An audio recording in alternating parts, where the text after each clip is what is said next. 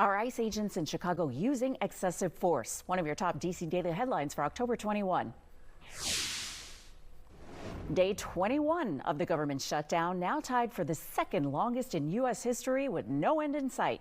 1,400 federal employees who oversee the country's nuclear stockpile are now furloughed.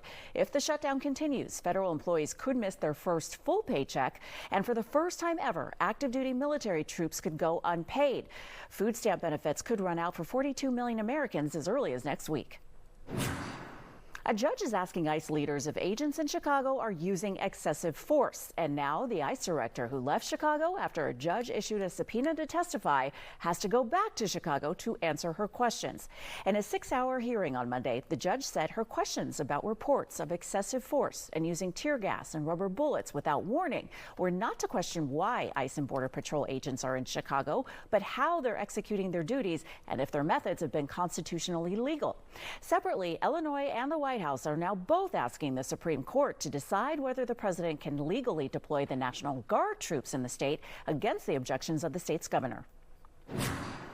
President Trump can take command and federalize the Oregon National Guard, even if he's exaggerating why he wants to send the troops in. That is the appeals court ruling already being challenged on both sides. The White House is now asking the court to dissolve a lower court ruling that kept the president from fully deploying National Guard troops from other states.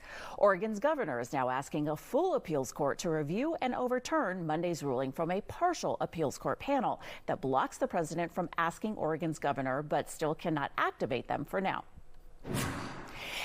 An Oregon federal judge says the Trump administration cannot cut gender ideology from state sexual education classes and materials. She plans to issue an injunction to block the cuts after 16 states and D.C. sued the Trump administration, saying the directive violates the law and congressional spending power. The administration says the policy is lawful and complies with congressional goals of promoting abstinence and sexual risk avoidance. Vice President J.D. Vance is now in Israel to meet with Prime Minister Netanyahu, looking to strengthen the fragile ceasefire in Gaza.